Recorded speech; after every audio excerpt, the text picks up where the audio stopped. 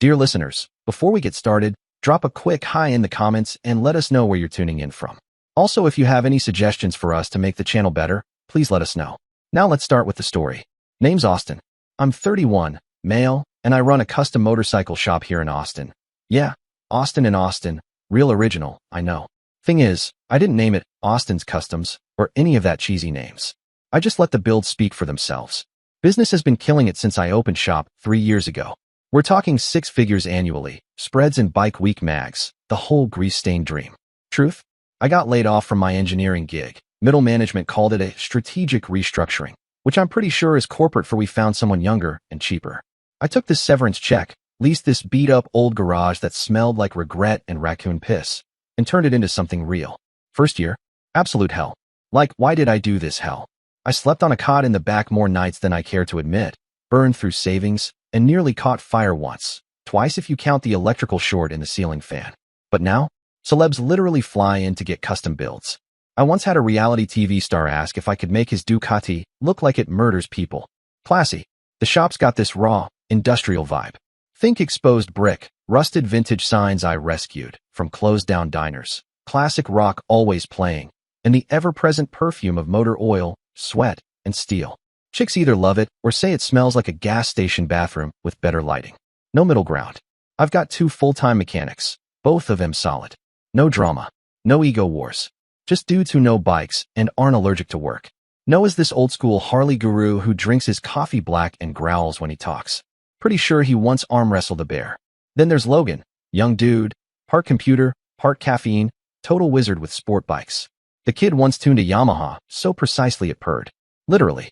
A cat walked in and took a nap on it. So, about 2.5 years ago, I'm at this charity auction. Wounded veterans thing, respect. My old man served, so I always show up when it counts. The event's at some fancy-ass hotel ballroom, black tie, wine that tastes like melted leather, and everyone trying to outbid each other on golf trips and spa packages they'll never use. I bought a table because the business was finally doing well, and hey, networking doesn't suck when you're the guy who makes $40,000 motorcycles look sexy. Midway through the evening, in walks this smoke show, blonde, legs for days, black dress, painted on like it was part of her skin. She scanned the room like she was shopping for upgrades, and buddy, when her eyes landed on me. Game on. Meet Kathy, 27, PR manager for some tech firm downtown that sells software nobody understands, but everyone wants. Daddy's money, BMW, UT grad with a resume full of internships that start with summer in New York. You know the type. She moved like she owned the place, and when she saw me, tailored suit, beard lined up, sipping bourbon like I was born into a cigar club, she made her move. No hesitation. Now I'm not gonna lie, she was out of my league looks-wise. She was some bachelorette, finalist energy, and I was just trying not to spill on my lapel. But I had something she wanted. My shop was buzzing in all the right circles, and she loved being the girl on the arm of the cool motorcycle guy at her company mixers. I was edgy and rugged. Basically a human accessory that smells like gas and testosterone. My best friend James was there that night too, watching me work my so-called magic from across the table, beer in hand, smirk on his face. James is 32, works in construction management, and built like a brick house. Dude could lift a truck with one hand and roast you with the other. He's funnier than most stand-up comedians. He's got this sixth sense about people, that spooky kind where he'll meet someone, smile, nod, and then say something like, "Bro, that chick's about as real as WWE wrestling." And you'll laugh, brush it off, until 6 months later when she choke slams your bank account and pins your dignity in under 5 seconds. I should have listened to him right then. But hey, Kathy was hot, knew how to work a room, didn't treat me like some grease monkey with a GED, and seemed into what I did, at least at first. Yeah, that is a clear evidence that the heart pumps blood in just one direction. It's either your brain or somewhere between your legs. The early days? Not bad. Solid, even. She'd swing by the shop after work in her pencil skirts and designer heels, looking like a walking tech startup ad, carrying dinner from whatever overpriced fusion place was trending on Yelp that week. Sushi tacos. Vegan brisket. Once she brought me a $24 salad and said it was life-changing. It wasn't. It was arugula and disappointment. But she'd sit on the workbench, legs crossed, sipping craft kombucha or whatever, and actually watch me work on bikes.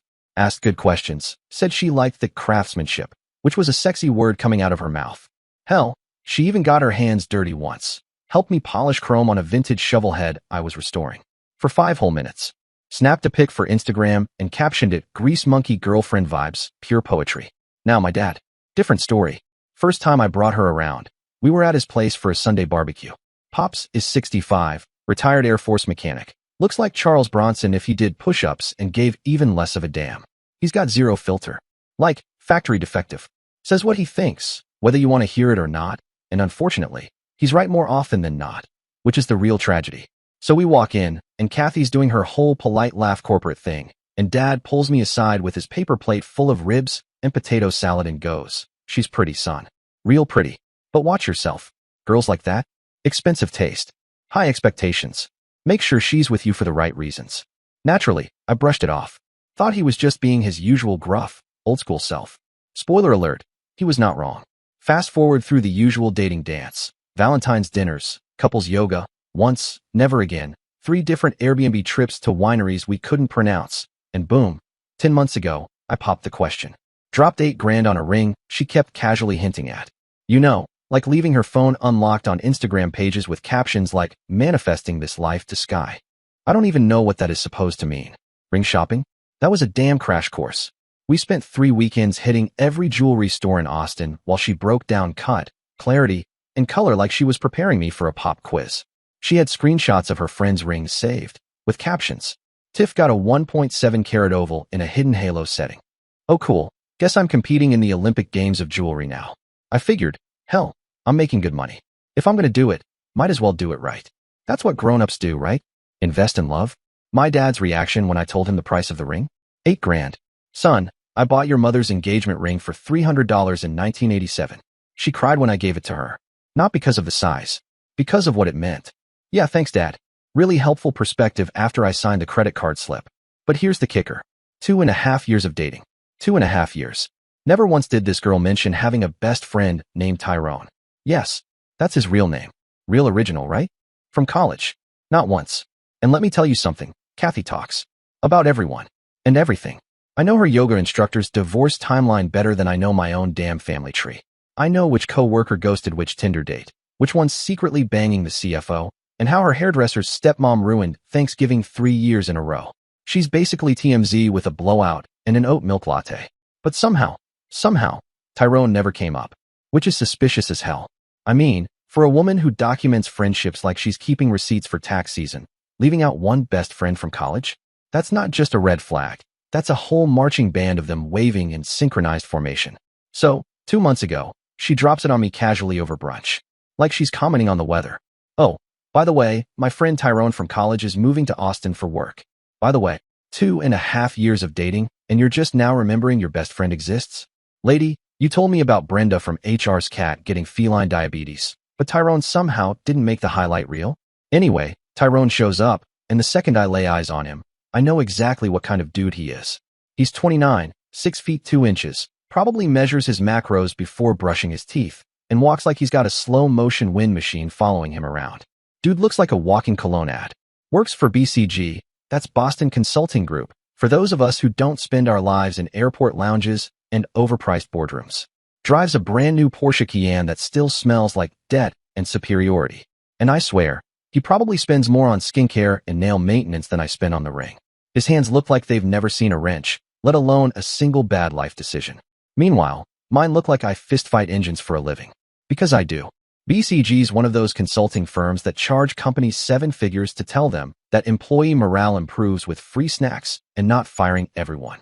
Tyrone's got the buzzword vocabulary locked down. Synergy, optimization, stakeholder alignment. He talks like he swallowed a TED Talk playlist and washed it down with a $6 cold brew. But honestly, it wasn't just the looks or the LinkedIn on steroids vibe that set off alarm bells. It was Kathy, the way she lit up when he arrived at the airport. I've seen her excited before, like when Sephora has a sale or when her PSL order is spelled right. But this was next level. She sees him, and suddenly she's jumping up and down like she just spotted Harry Styles. Wraps her arms around him like he'd just come back from war and not, downtown San Francisco. Then came the introduction. Me, standing there like a good little fiancé, offering my hand. Kathy, "Oh, Austin, this is Tyrone." The guy shakes my hand like it's made of wet tissue paper. "Yo, what's up, man?"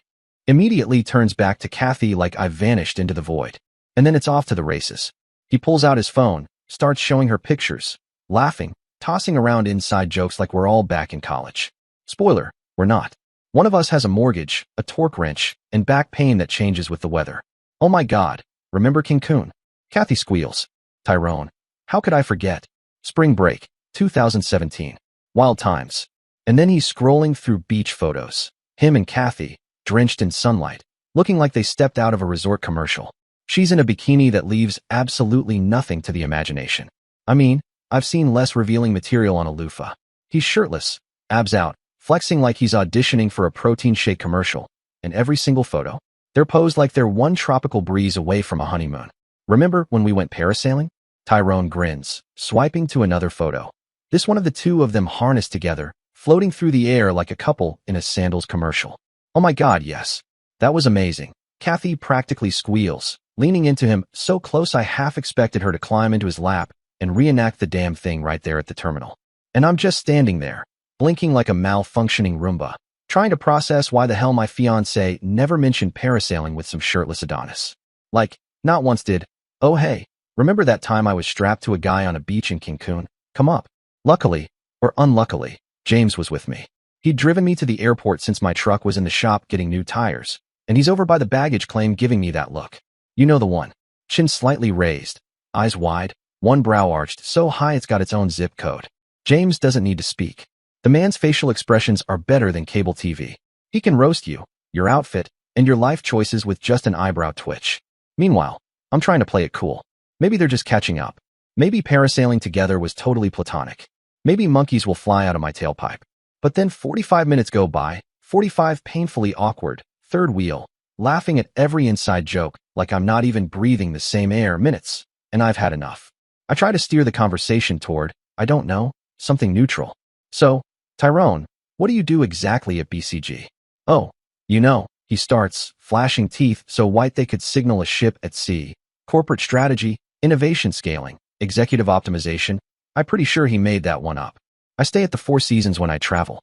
First-class flights, 5-star hotels, unlimited expense accounts. BCG really takes care of us. Adjusts his Rolex like he's paid to flex it. I open my mouth to maybe say something about how I run a 6-figure business, build motorcycles for celebs, get featured in magazines. You know, actual cool stuff. But before I can get a single word out, Kathy jumps in. Oh, you should just stay in our guest room. Our guest room. Our place. As in my house. The house I bought, pay the mortgage on, and have been busting my ass to pay off early so we can start our marriage debt-free. Yeah, that house. I try to object, gently mind you. I mean, doesn't the Four Seasons sound a little more your speed? And she shoots me down faster than a bad Yelp review. Babe, it's okay. Come on. He's an old friend. Old friend that somehow never existed in 2.5 years of her talking nonstop about every detail of her life, including, but not limited to Brenda from HR's lactose intolerance. On the drive home, James is already revving up. He's been sitting on his material like a stand-up comic waiting for open mic night. Homeboy got the loyalty of a rental car. He mutters, cracking his knuckles. Plus, he adds, glancing over, he was checking out that bartender while your girl was talking to him. I hadn't noticed the bartender thing. Probably because I was too busy trying not to strangle Tyrone with his own designer scarf, but James noticed. James notices everything. The man could detect shade in a blackout. If Tyrone blinked too slow near Kathy, James would already be muttering, Bro, did he just slow blink at your girl? So, naturally, Tyrone moves into my guest room. Temporarily. Yeah, okay. Temporarily the way that fruitcake at Christmas is just for the season, but somehow keeps showing up every damn year. And it didn't take long before Mr. Mid-Six-Figures consultant started treating my house like it was his Airbnb, except without the paying part. Dudes using my gym equipment, eating my food, even had the audacity, the straight-up titanium-plated balls, to rearrange my living room furniture because, and I quote, it wasn't conducive to conversation. My home gym's in the converted garage, Olympic weights, squat rack, heavy bag, the whole Iron Paradise vibe. Took me 2 years to build that sucker piece by piece off Craigslist, late-night Amazon hunts, and sheer stubbornness. Tyrone strolls in like he's Joe Rogan's cousin, starts using it daily, never cleans up, leaves his disgusting protein shaker bottles in the sink like they're decorative vases, and changes all my equipment settings, so I have to reset every damn machine before I can do a single squat. But it was the furniture thing that finally broke me. I come home one day, expecting peace, maybe a cold beer, maybe to sit on my couch like a damn adult. and walk into a living room that looks like an IKEA showroom got drunk and forgot where the TV goes. My leather sectional? Moved to face the kitchen, because obviously that's where all the cinematic action happens. The coffee table? Gone. Replaced with some abstract, modern art piece that looked like a melted toaster. Oh, and my vintage Harley posters? Taken down. Why? Because apparently paint blobs are more sophisticated than American steel. What the hell is going on, Kathy? I barked. Who gave your friend the right to redecorate my house? Kathy hisses like I just shouted free drinks in a yoga studio. OMG, lower your voice, Austin. He's just used to a more sophisticated aesthetic, she says, flipping her hair like she's auditioning for a shampoo commercial. A sophisticated aesthetic? In my house. Then he should get his own damn place. I want it all like before within 30 minutes. Do I make myself clear? She didn't like that. Her eyes narrowed so hard I could feel the air temperature drop 3 degrees. Then came the defense of Tyrone. The man could have set fire to my backyard grill, and she'd be like, he was just cleansing the energy. Maybe he can clean it after he has put my stuff back where it belongs. My furniture was back to its original place by noon next day. But suddenly, nothing I did was good enough. My house. Not sophisticated enough. My drink selection? Embarrassing. I had beer and whiskey, for shame. My clothes? Outdated. I needed to elevate my look, because Tyrone was used to a certain standard. That's when she started shopping for me. Shows up with bags from Nordstrom full of button-downs and khakis that looked like they came straight from Tyrone's closet. Like she was trying to clone him, but with a beard and a mortgage. I pulled one out, held it up like it was evidence in court. I already have clothes. Good clothes. She sighed like I was a toddler refusing broccoli. You need to elevate your look, babe. For our social circle. Our social circle? I said. Since when did we join the Illuminati? Who the hell are we impressing? Meanwhile, they're in the living room, tossing inside jokes back and forth like a damn sitcom. All these college stories, spring break trips, people I've never heard of. I'm sitting there in my own house, in my own chair, feeling like the third wheel in a relationship I didn't know I'd signed up for. Just a leather jacket wearing ghost in the middle of their memory lane parade, while they laughed about their glory days. Whenever I tried to jump into one of their little nostalgia fests, Kathy would shut me down with some version of, you wouldn't get it. College was different back then. Yeah, sorry I didn't go to fancy-ass UT and blow through daddy's credit limit on Cozumel margaritas and rooftop pool parties. I was too busy, you know, building a future, with grease on my hands and bank loans up to my eyeballs, while they were out there finding themselves on beaches with open bars. Their college stories? Always suspiciously date-adjacent. There was always a Tyrone was my date because I couldn't find anyone else moment. Right. Because UT campus just ran out of dudes that week. Sounded more like romantic reruns than platonic throwbacks. Formal dances, rooftop mixers, hotel party weekends. Half of them sounded like rejected Netflix rom-coms. One night, James came over. Bless that man's bluntness. He sat through about 10 minutes of their flirty giggle fest before Tyrone and Kathy left for their now routine nightly catch-up walk. Just the two of them, strolling the neighborhood like a Hallmark couple in the third act. Meanwhile, I'm inside, cleaning up dinner like a damn sous chef in my own home, or trying to wrench a bike into shape out in the garage with rage-powered elbow grease. Soon as the front door clicked shut, James turned to me, arms folded, eyebrows already locked in maximum judgment mode. Bro, he said, shaking his head. I've seen some pathetic stuff in my time, but watching you get pushed around in your own living room? That takes the cake, the candles, and the sad little birthday hat. I opened my mouth to defend myself, didn't get the chance. What the heck is going on here, he snapped. Tell him to get the hell out. Like, tonight. You're acting like a guest in your own damn house. And the worst part? He wasn't wrong. But it wasn't just James. The cherry on this Sunday of disrespect came the next weekend, when my dad stopped by for our usual Sunday visit. Every other Sunday, like clockwork, Pops and I grill steaks, drink cold beer, and work on whatever busted-up thing I've dragged into the garage. Those Sundays are sacred. Like man church. Just wrenches, meat, and father-son banter. So Pops walks in the door, expecting the usual, smoke, tools, maybe a good curse word or two, and instead finds Tyrone flopped out on my couch in overpriced athleisure, eating my chips, and soaking up Kathy's attention like he's some kind of visiting monarch. Kathy's flitting around like she's his personal assistant. Do you want another LaCroix, Tyrone? Is the lighting too harsh in here, Tyrone? I half expected her to start fanning him with a palm leaf. Pops just stood there, silent, staring. That specific kind of dad silence where you know the brain is booting up to either murder or deliver wisdom. 30 seconds stretched out like a hostage negotiation. Finally, he speaks. Who's this Ken doll? Tyrone, Ever the charming parasite, stands up and extends a hand like he's at a TED Talk. Launches into this polished, rehearsed spiel about his exciting work in corporate strategy and how grateful he is for our hospitality. Like he was giving a damn Yelp review on my hospitality. Pops nodded. Politely. Which, in dad code, is basically a middle finger with seasoning. Because when Pops doesn't like someone, he gets polite. Dangerously polite. We stepped out onto the back deck and Pops didn't waste time. That boy's not looking for an apartment, Pops said, flipping the steak like he was flipping my reality. He's already found one. Yours. And your girl's actin' like she's already moved in with him. He cut through the nonsense like he was slicing brisket. I've been married 35 years, he added. I know what just friends looks like. And that ain't it. That boy's got designs on your woman, and she's letting him have him. So it's high time you either be a simp and let that girl drag you by the balls, or you can grow him bigger. He squinted at me. Otherwise, all the listeners will start typing simp story in the comments section. Yeah, I said that.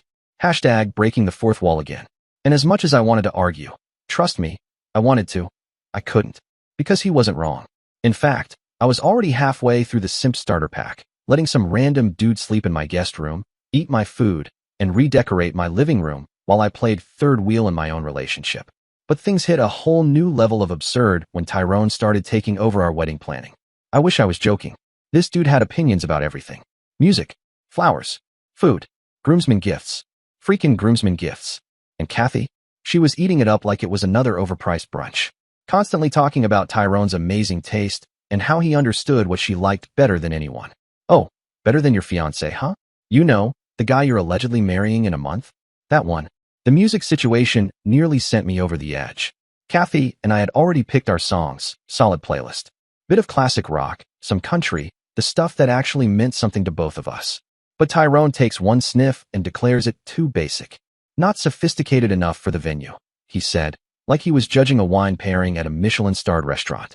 Then he proceeds to spend hours on my laptop, scrolling through his damn Spotify premium account, building a new playlist full of indie and jazz songs that no one in their right mind would dance to. Trust me, he said, leaning back smugly like some hipster wedding guru. This will create the perfect ambience. Your guests will appreciate the elevated musical selection. Yeah, I muttered, as they quietly cry into their craft cocktails. But the breaking point? That came during the cake tasting. Because of course Tyrone had to come. Because apparently he understood Kathy's refined palate. Refined palate? This is the same woman who once ate cold Taco Bell in bed at 11 p.m. and said it was spiritual. But suddenly, now that Tyrone's in town, she's all delicate flavor profiles and palate complexity. When we finally picked a cake, Tyrone's choice, naturally, Kathy turned to him with this look of pure, sparkly-eyed adoration and said, "You always know exactly what I want." To him, not me, not the guy who's been with her for 2.5 years, but to the dude who just showed up with a Porsche and opinions. And when I dared to question why his opinion mattered more than mine, she hit me with that tone. "Don't be so insecure," she said, like I'd just asked her to unfollow a meme page. "Tyrone just has really good taste. He knows what works for events like this." So now, apparently, our wedding, our supposed celebration of us, was no longer about us at all.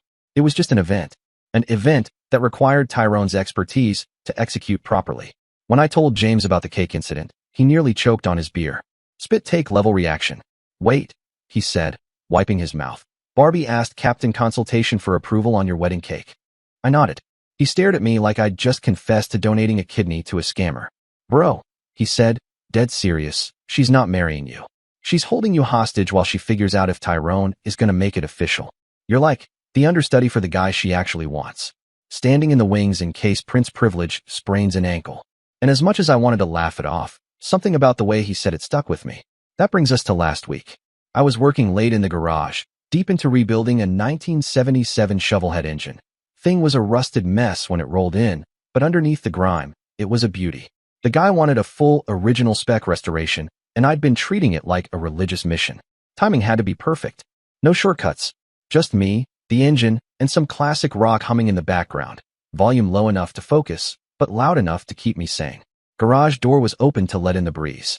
Lucky thing, because that's when I heard them. They were out on the back patio. Figured I couldn't hear them over the music. But what they didn't know is that after years of listening to misfiring pistons and carburetor chatter, I've got ears like a damn bat when it counts. "Kathy," Tyrone said, smooth as ever, "are you really sure about this whole marriage thing?" The wrench in my hand stopped mid-turn. I shut off the tool. The only sound was the music in their voices. Austin's a good guy, Kathy said.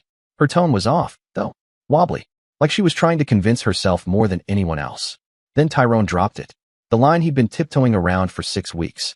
Good guys finish last. Kathy, you deserve someone who matches your intellect, your ambition, your... And here he paused for dramatic effect, like he was reciting Shakespeare at a tech conference. Your class. There it was. Boom. That little word, class. The thing he'd been dancing around since he sauntered into my house like it was his personal spa. I wasn't in Kathy's class. Not smart enough. Not polished enough. Not elevated enough for her social circle that required khakis, sparkling water, and pretentious wedding playlists. Kathy sighed. It's complicated. It doesn't have to be, Tyrone replied. Like he was pitching a merger. You know there's always been something between us. Always been something between us. My brain hit pause. 6 freaking years of friendship, and this preppy parasite had never stopped wanting her. Playing the long game like a Bond villain in boat shoes. Undermining me one sophisticated opinion at a time. Think about what we could have, he continued. What we've always been building toward. I didn't say anything right away. I let the silence build like a storm behind drywall. Finished wiping the grease off my hands like I wasn't thinking about the 1,000 ways I could throw that wrench through Tyrone's forehead. Then I walked into the house. Calm. Collected.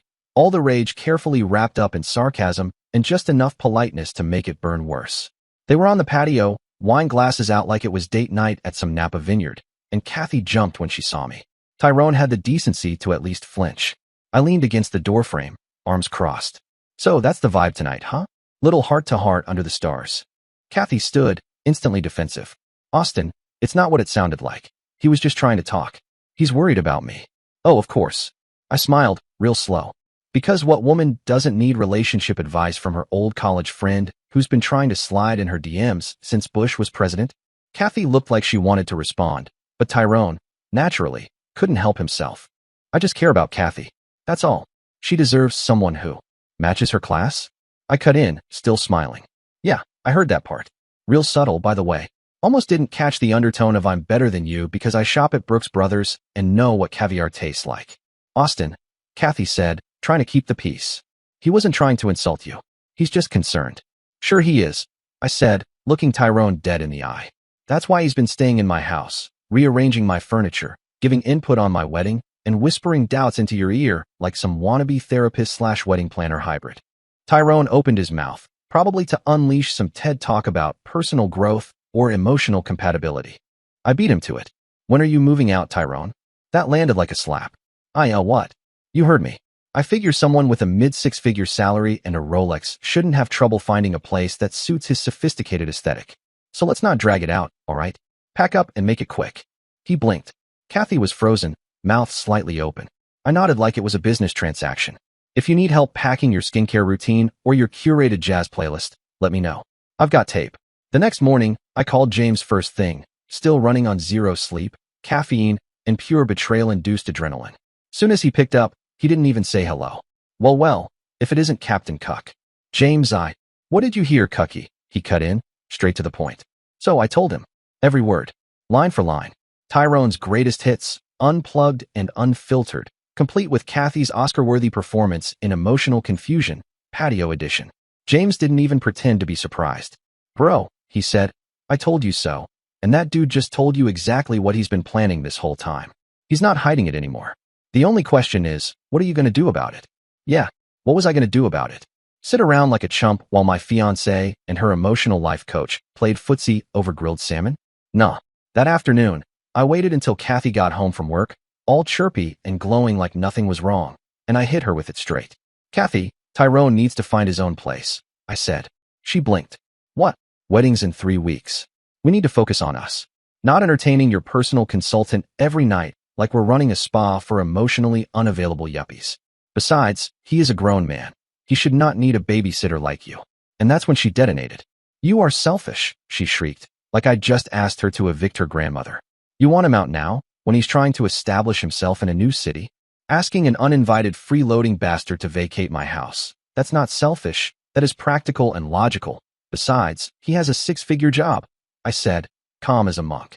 He can establish himself at the Four Seasons. Wrong answer.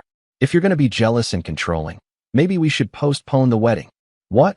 I said, holding up my hand like a referee stopping the game. You'd postpone our wedding because I want that stupid Ken doll out of my house. She crossed her arms, tone ice cold. I'd postpone it because you're being paranoid and controlling. Paranoid, I said, slowly. For not wanting my fiancé to cohabitate with her best friend who just admitted he's been pining for her for 6 years? He's my oldest friend, Austin. How can you be so heartless? She added. And that's when I decided to cut the chase and ask a very important question. If you had to choose right now, between me and Tyrone, what would you say? Silence. Long, loaded, pregnant silence.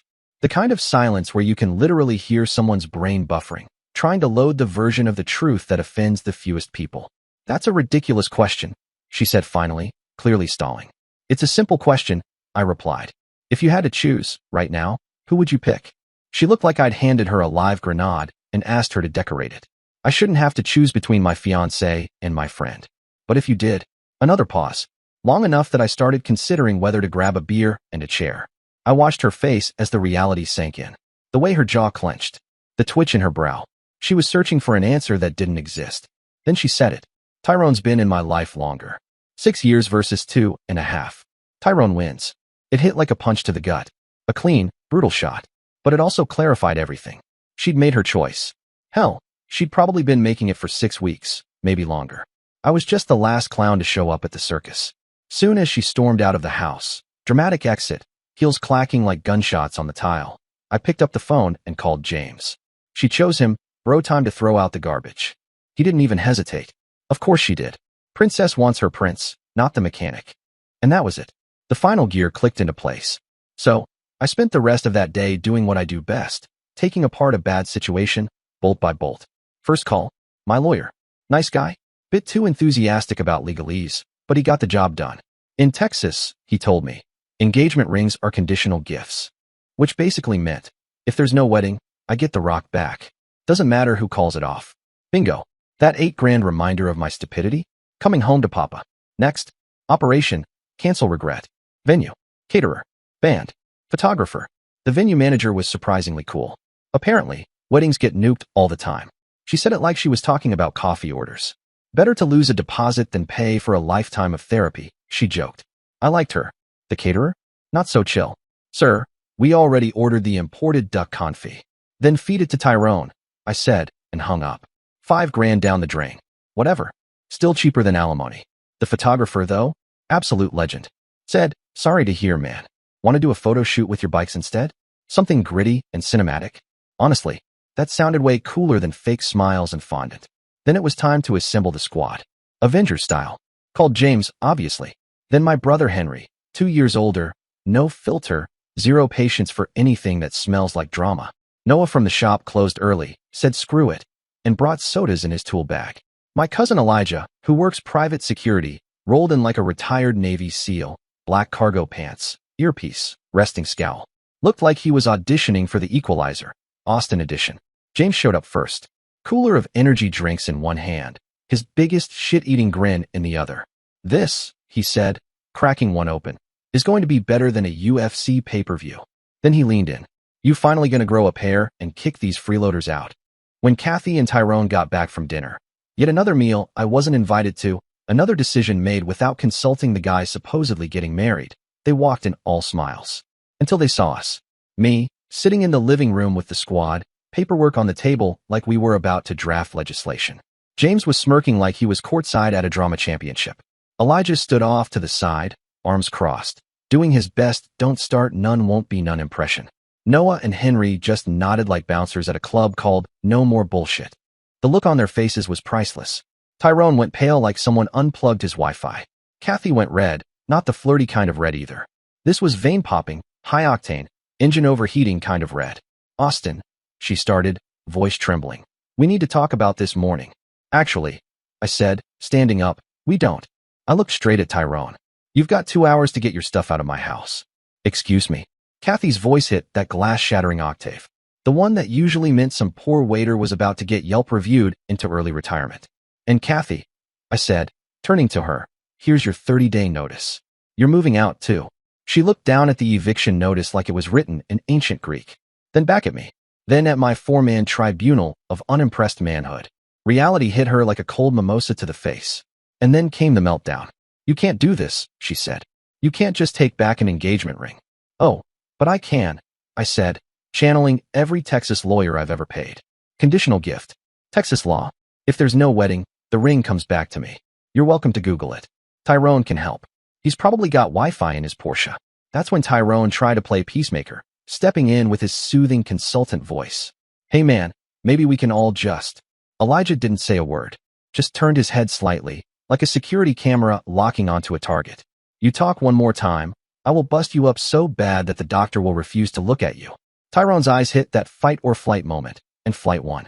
He gave Elijah one of those polite, scared laugh chuckles and said, I'll start packing. Smart man. Kathy wasn't done though. People can have friends of the opposite sex, Austin. You're being unreasonable and controlling. Yeah, I said.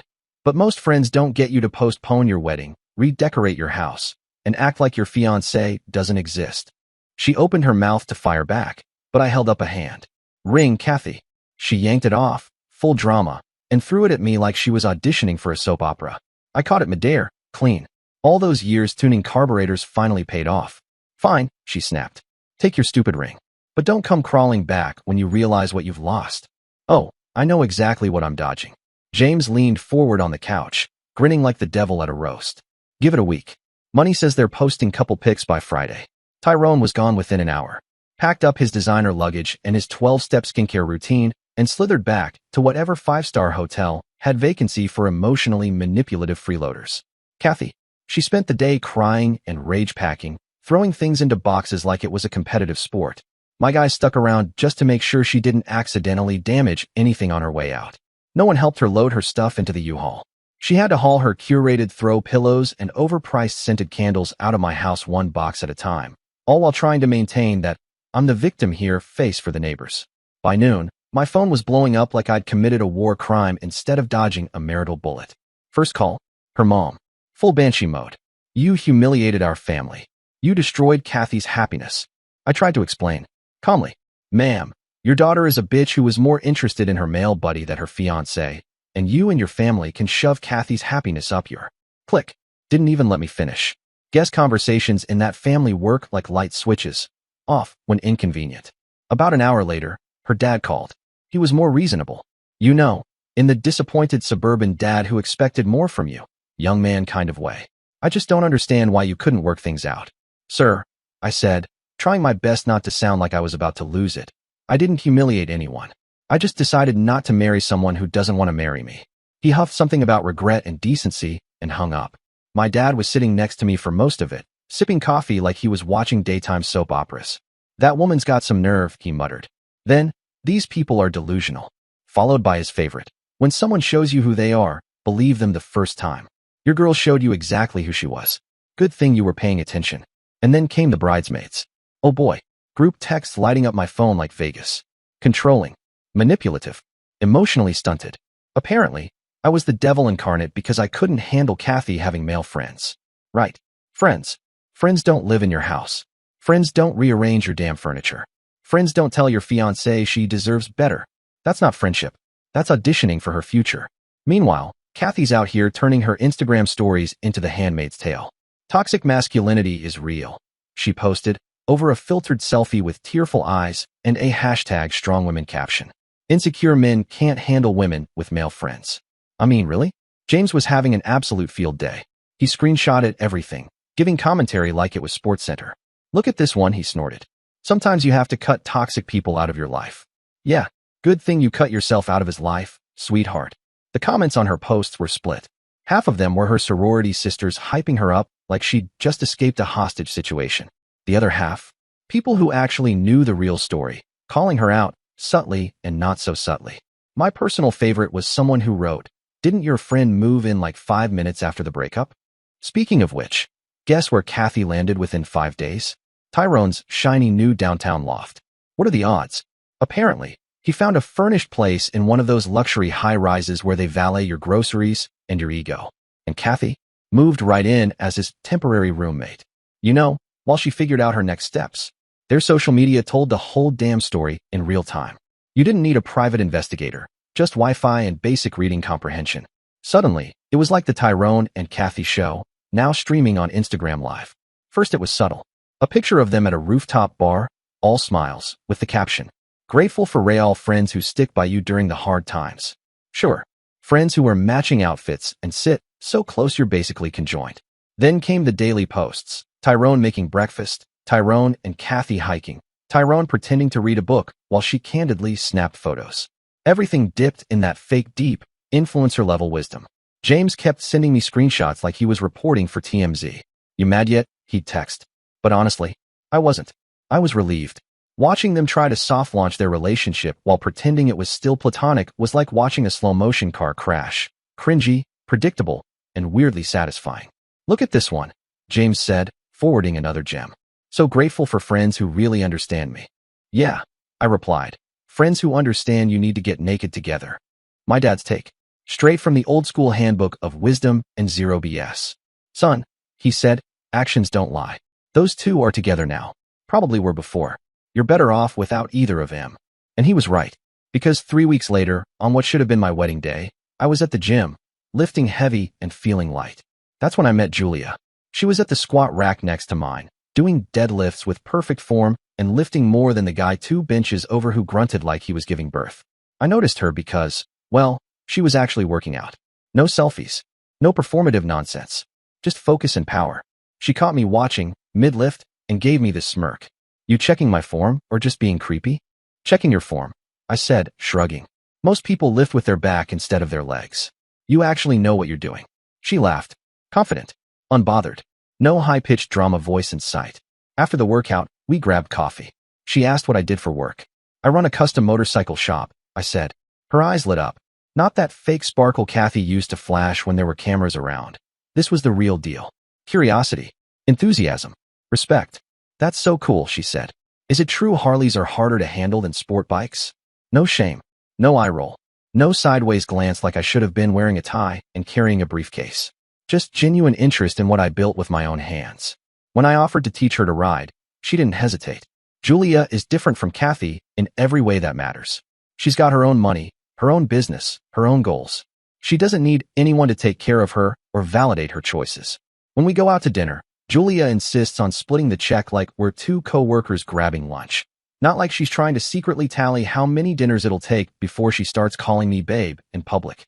Took some convincing to let me cover it, but she caved eventually.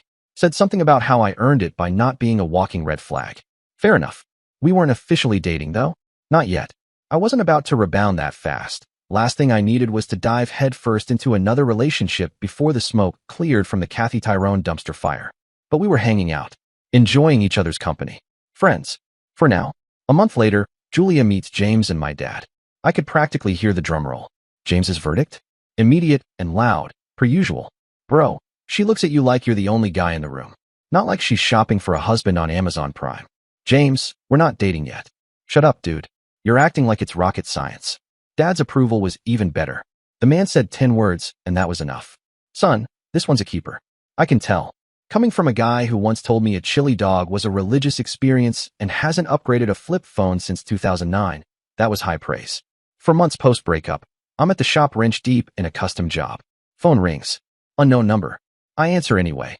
Could be a client using their cousin's line or some influencer trying to get a collab, bike for exposure. You never know. "Austin, it's me," she sobbed. "Kathy." Full-on waterworks. My first instinct. Hang up. No hesitation. What were we possibly going to talk about? The weather? Her favorite jazz playlist? But something in her voice gave me pause. Not sympathy. More like that curiosity you get when someone who ghosted you in middle school suddenly sends a friend request. "How'd you get this number? Please don't hang up. I need to talk to you."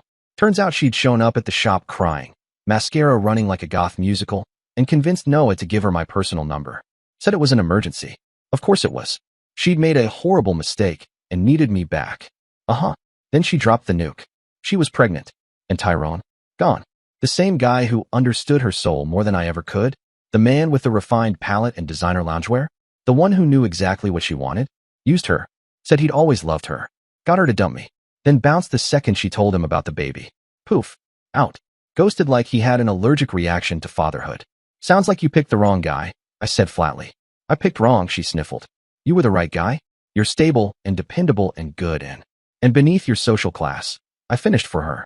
"I remember. Austin, please. I have nothing." "Oh, I believe it." Apparently, Tyrone's firm offered him a transfer to Denver, and he took it immediately. Didn't tell Kathy. Didn't ask her to come. Just informed her 2 days before he left. Like she was a package scheduled for return shipping. Call your friends, I told her. They had a lot to say about what a catch you were. They're not talking to me either. Now they think I'm an idiot for leaving you for Tyrone. Finally, something we agree on. She begged me to give her a chance. Counseling, prenups, therapy with a coupon, whatever I wanted. I do love you, she said. I realized it when I lost you. No, sweetheart. You got pumped and dumped by Tyrone. And now you want me for stability. I hung up. Immediately blocked the number. But of course, that wasn't the end of it. Oh no. Kathy went full soap opera. Started showing up at my shop crying in the parking lot like we were filming a low-budget sequel to The Notebook, only with more engine grease and less Ryan Gosling. First time, I ignored her. Figured she'd get the message. Second time, I sent Noah out. Told him to let her know she wasn't welcome. Third time, I started snapping photos like I was documenting wildlife for National Geographic. That's when I called my lawyer and filed a restraining order. The look on her face when the bailiff served her the papers? Priceless. Just pure shock that actions have actual consequences. Like showing up repeatedly at someone's workplace after being told to leave is, shocker, illegal. Fast forward 6 months. I'm at Sturgis, biggest bike rally in the country, surrounded by chrome, thunder, leather jackets, and beer flowing like it's being shot out of fire hoses. Julia's with me, looking badass in a tank top and aviators, when my phone buzzes. Unknown number. With an attached photo. It's Kathy, obviously pregnant, working behind the counter at some chain restaurant, wearing a wrinkled polyester uniform and a headset, looking like the sadness emoji in human form. The message reads, "Thought you'd want to see how your ex is doing. Karma's a witch." No name, but I'm guessing it was one of her former bridesmaids, probably one of the ones who was calling me controlling and insecure 6 months ago.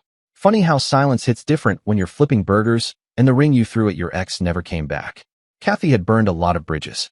Turns out when you blow up your life for a guy who disappears faster than your wedding deposits, people start re-evaluating your judgment. I stared at the photo for a second, expected to feel smug, vindicated, something, but all I felt was confirmation. Confirmation that I dodged a bullet the size of a freight train. Kathy looked wrecked, tired, bloated, hair tied back in one of those sad little food service scrunchies. Eyes puffy, lips pressed into a thin line of regret, and probably dealing with customers screaming about extra ranch. Julia glanced at the photo and just shrugged. Sucks for her. But that's what happens when you blow up your life for the wrong guy. No drama. No passive-aggressive jabs. No weird jealousy spiral. Just straight-up maturity. She didn't need to analyze Kathy's situation or compare herself. Tyrone never came back to Austin. Word through mutuals is he got transferred to BCG's London office not long after his little Denver disappearing act. Classic corporate damage control. Consultant causes drama. Easy. Yeet him across the Atlantic. Problem solved. Much easier to tuck him into a high-rise in Mayfair than deal with the PR fallout from abandoning your pregnant friend in Texas. Honestly, I wouldn't be surprised if they threw in a raise and a company shrink. As for Kathy, yeah, that went downhill real fast. Her parents, big UT donors, country club types with Range Rovers and family portraits that look like political campaign posters, completely cut her off. Not even a gentle fade-out. Just full-on, ruthless cold shoulder. Apparently once the story got out, how she dumped the hard-working business owner Fiancé for some glossy consultant who bailed the moment things got real. They decided she was too much of a liability for their Christmas card photo. Rich people problems. Image matters more than blood. Their family crest might as well be a LinkedIn logo and a bottle of Pinot. And just like that, the social media queen went radio silent. No more TED Talk-length captions about toxic masculinity or knowing your worth. No more brunch photos with girls in floppy hats holding champagne like it's a job requirement. Just darkness. Probably sitting in that dimly lit South Side apartment wondering how the hell she went from rooftop mimosas to clocking in at the late shift for minimum wage and attitude. BMW? Repossessed. Designer bags? Sold. Country club? Cancelled. And Tyrone? Enjoying scones in London while pretending his phone doesn't work internationally. Meanwhile, on the non-dumbass side of town, Julia and I were thriving. We were officially dating. Felt right. Natural. None of that walking on eggshells nonsense. She moved into my place. Not a single argument about furniture or aesthetic. Hell, she loves the exposed brick. Calls it authentic. My kind of woman. She thinks custom bikes are badass, which, of course, is factually correct. And get this, she wants to convert part of the garage into a vintage furniture restoration space. You know what that means. Joint projects. She sandblasts a dresser while I rebuild a carburetor. That's peak couple goals right there. Even Pops approves, big time. This one's got her head screwed on straight and her priorities in order. She makes you better without trying to change you. Which, in dad speak, is basically a marriage proposal. Look, I get it. Some people say I overreacted. That I should have been more understanding. That being insecure is a bad look. But call me old school. I don't believe in building a life with someone who's still stuck in spring break mode with her friend. If that's insecurity, I'll take it over stupidity any day.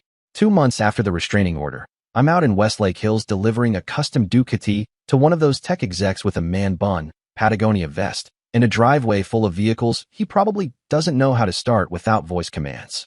This wasn't just any bike either. 2018 Panigale V4, full custom paint job, Olean suspension upgrade, titanium Akrapovic exhaust, the whole damn dream package.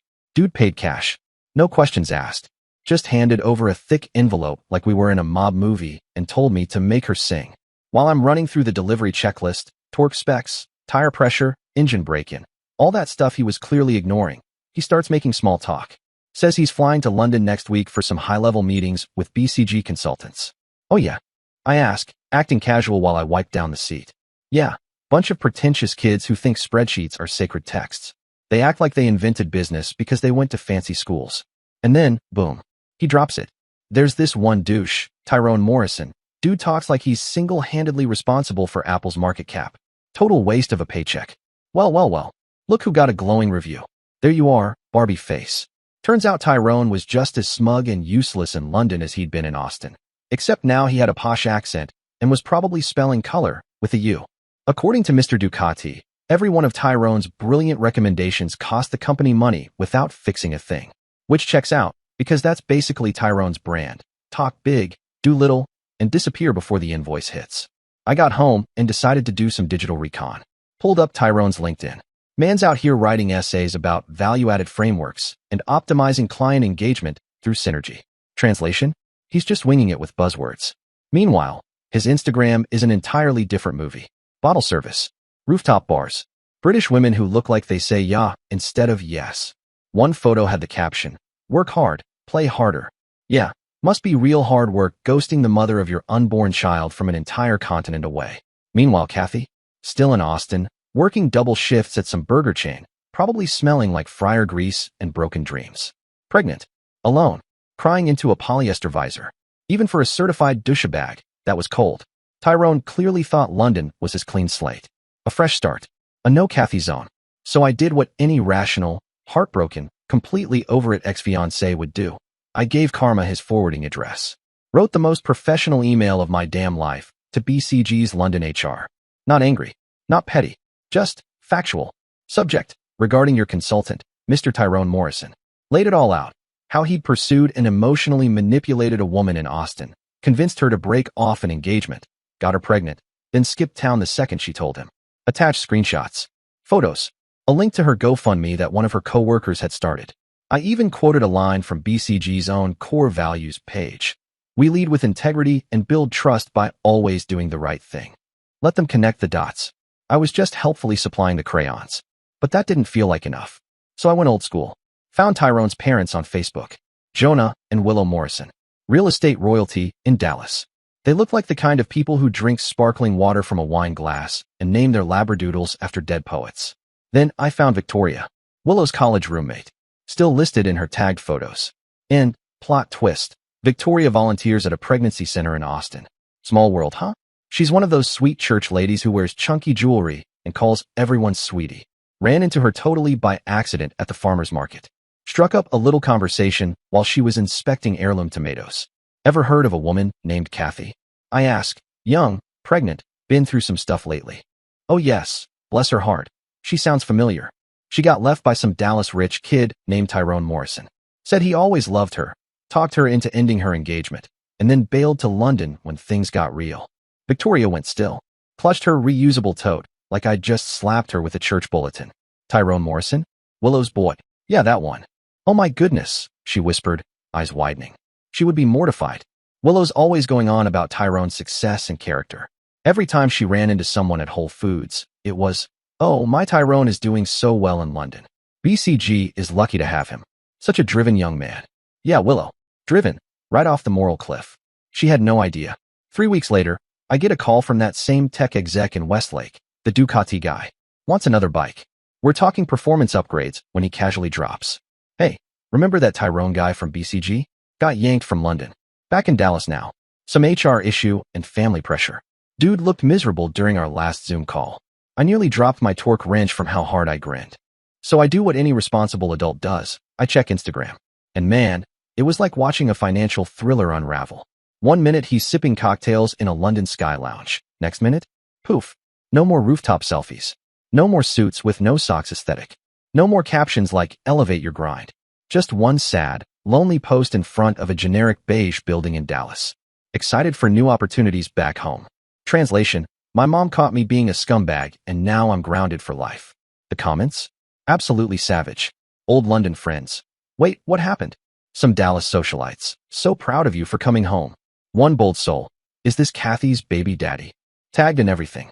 And that's when I found out the real MVP of this story wasn't me, or even Karma. It was Victoria, Nicole Morrison's old college roommate. Turns out she didn't just make an offhand comment at the farmer's market. No, Victoria went full Desperate Housewives, Highland Park edition on this thing. She organized what can only be described as a ladies' intervention. Brought every tennis-playing, wine-sipping, gossip-wielding mom in a 10-mile radius into the loop. Willow, humiliated by her son's very public fail, yanked Tyrone back to Dallas so fast the Heathrow air traffic controllers probably needed a moment. Not only that, she made him quit BCG. Let that sink in. She made him quit. You've embarrassed the family, Tyrone. Now go work for your father flipping strip malls and stay off Instagram. He's now working for daddy's real estate firm, probably showing foreclosed condos and crying into his green juice. But here's the cherry on top. Willow didn't just make him move back and scrub his socials. Oh no, she made him set up a trust fund. A legally binding, ironclad, monthly support dispersing, scandal shushing trust fund. So now, not only is Tyrone stuck doing commercial property tours for minimum prestige, he's also funding the very woman he ghosted. And Kathy? She's no longer flipping burgers. That trust fund comes with healthcare, stable monthly payments, and enough left over to stop living paycheck to paycheck. She didn't lift a wrench, file a suit, or throw a punch. All she had to do was let karma do its thing, through LinkedIn and Highland Park soccer moms with Wi-Fi. And let this be a PSA to the next poor soul out there. If she ever tells you, he's just a friend, smile, nod, and start collecting receipts. Dear listeners, please share your thoughts in the comments section below and don't forget to like, share, and subscribe.